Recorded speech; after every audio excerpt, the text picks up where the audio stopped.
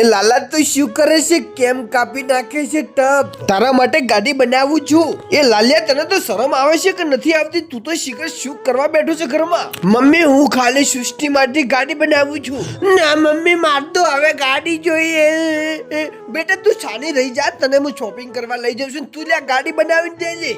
હવે તો મમ્મીની રજા મળી ગઈ ગાડી બનાવવાની. ભલે ટપ કપાઈ જાતો પણ ગાડી સરસ બનાવી છે. હું ટપ ને જે ટાયર ફિટિંગ કરી દીધા ને હવે આગળ એક બીજા બે ટાયર ફિટિંગ કરવાના છે, કરી દઉં છું. હવે ઉપર હું લાલ કલરનું કપડું મૂકીને પછી બે ત્રણ ક્લિપો મારી દઉં અને પછી કોરે મોરે ગાદલા ઉભા કરી દઉં. હવે આપણી ગાડી બની તૈયાર થઈ ગઈ છે.